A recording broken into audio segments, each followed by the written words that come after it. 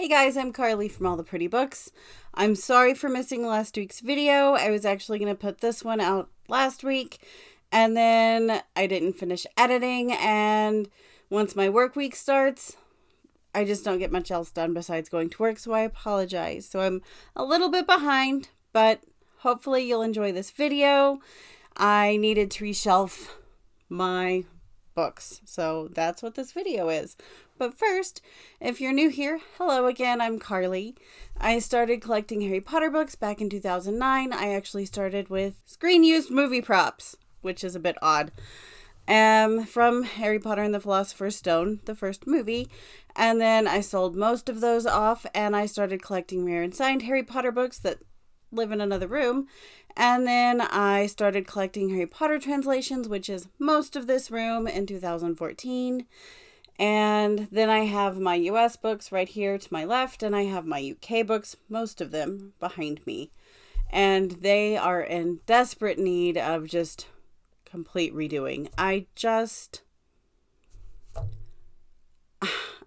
need to remember to do them, is what it turns into. But anyway, I did not do that in this reshelving. I had about maybe 30-ish books that needed to be reshelved. And by reshelve, it doesn't mean that I take all the books off the shelf and I reorganize them. It just means that I keep the books in the same order that they are. I just fit them into the bookshelf. So that's what I needed to do. And so that's what I did. And you'll notice I actually started at the back, or at the end of the alphabet, if you will, with like Yiddish and Vietnamese and Tibetan, all those guys on that shelf over there, Spanish, all of like this shelf back here. And I went this way to the middle, and then I moved to the front, and then I went to the middle because the majority of the books that I needed to reshelve were in the middle. It was some French, all the new 7 German books needed to be reshelved. And I had some Hungarian books that needed to be reshelved. And everything, like the bulk of everything that needed to be redone, was pretty much in the middle-ish area of the shelf. So to make more space, I kind of started at either side and just worked my way in. And that's how I found space for everything. But I'm really out of space now. And I really don't have room for another shelf edition in this room, so I'm going to have to get super creative at the next reshelving time, but that's a problem for future me. So without further ado, here we go. While I was reshelving my books, I started thinking about all of the different inks that I'm surrounded by and how ink has changed over time. And I thought it would be interesting to research, which I've done, and now here we are, reshelving my books, and here is a little bit of the history about ink. From the earliest symbols scratched into clay and rock to the elegant lines of quill and fountain pens, ink has been one of the most vital tools of human communication. Its history spans thousands of years, reflecting changing materials, technologies, and cultural needs.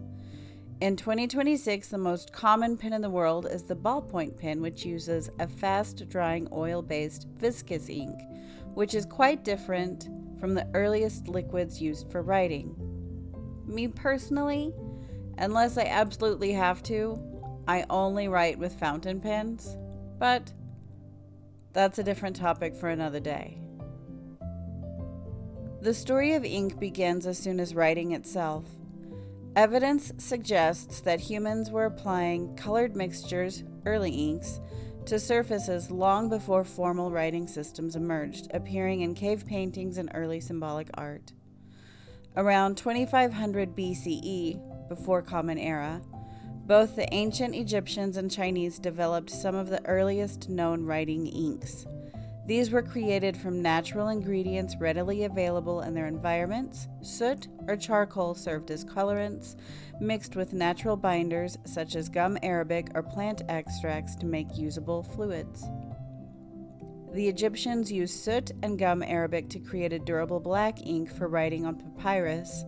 Meanwhile, early Chinese practitioners developed carbon-based formulations, eventually refining them into solid ink sticks that could be ground with water. This technique would dominate East Asian calligraphy for centuries. Elsewhere in the ancient world, innovations continued. An ink called Masi, or Indian ink, appears around the 4th century BCE, made from burnt stones, tar, and pitch.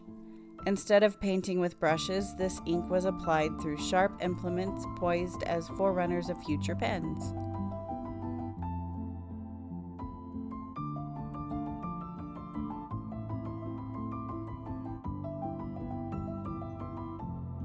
As writing traditions matured in Europe and the Mediterranean, ink technology also shifted.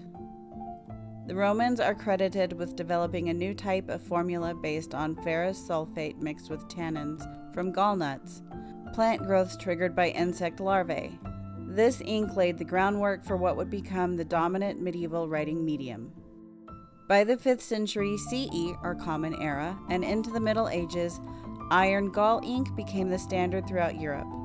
Scholars, scribes, and monastic scriptoria used it to produce manuscripts, legal documents, and religious texts.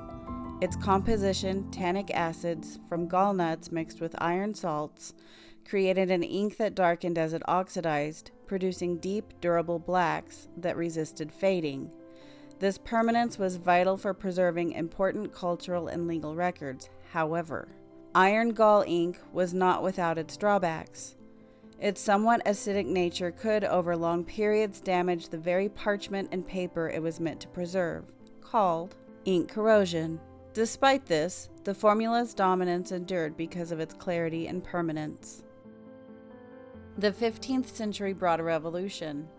Johannes Gutenberg's movable type printing press. The demands of printing forced ink innovation. Manuscript inks were too watery for press work; they smeared and failed to transfer clearly. Gutenberg and his contemporaries developed a thicker oil-based printing ink made from soot, turpentine, and walnut oil that adhered to metal type and dried more reliably. This was a critical step in spreading books and literacy. In 1856, chemist William Henry Perkins' accidental discovery of the first synthetic dye, Mauveine, catalyzed the creation of stable, vibrant colors beyond traditional blacks and browns. Synthetic dyes began to supplement and eventually rival natural pigments in writing and print inks. The Industrial Revolution also ushered in petroleum-based inks for faster, large-scale printing, fueling newspapers, magazines, and global information networks. By the 20th century, ink science had diversified dramatically. Modern formulations blended pigments and dyes with resins, solvents, and additives tailored to specific technologies, offset printing, screen printing, and later digital presses. Carbon black became a ubiquitous pigment for deep black inks, while newer inks aimed to reduce environmental impacts and improve performance. The rise of fountain pens in the late 19th and early 20th centuries created demand for different formulations from printing inks. Fountain pen inks are typically water-based suspensions designed to flow by capillary action and deliver smooth, reliable writing without clogging delicate feeds. They use dyes that dissolve fully and often include surfactants, biocides, and flow enhancers to balance lubrication, color, and storage stability. This contrasts with modern ballpoint pen inks. The dominant writing medium by the early 21st century, ballpoint inks are fast-drying, oil-based, and viscous, formulated to roll smoothly off of a tiny metal ball without smearing, even at high writing speeds or on slick papers. As of 2026, ballpoint pens remain the most common writing instrument throughout the world due to their convenience and reliability, yet ink science continues advancing as well. Fountain pen inks remain an important niche for enthusiasts and professionals who value tactile writing experiences and expressive line quality. Like myself, these inks continue to evolve with improved dye chemistry and archival properties that balance flow, shading, and durability. Environmental concerns are a driving development of inks with lower volatile organic compounds. Functional inks, including conductive, smart, or bioactive formulations, are emerging in fields far beyond traditional writing. In electronics, conductive inks with metal or polymer particles allow printing of circuits on flexible materials.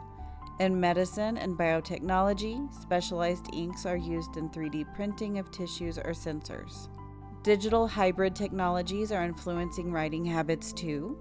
Stylus and digital ink systems, though not liquid ink in the traditional sense, are conceptually linked to ink through user interfaces and workflows in education and creative industries.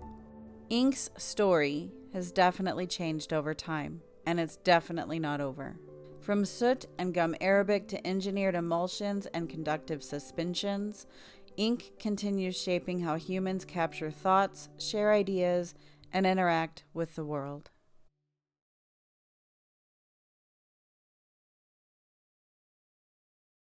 I hope you enjoyed the video. If you have any questions about collecting Harry Potter books, don't hesitate to reach out.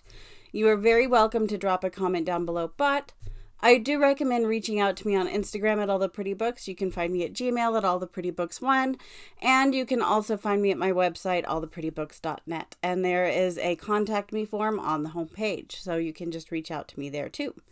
If you would like more Harry Potter content, I do co-host a really fun podcast called Dialogue Alley with Melanie, Eric, and sometimes Peter the Potter Collector, where we talk about all things magical.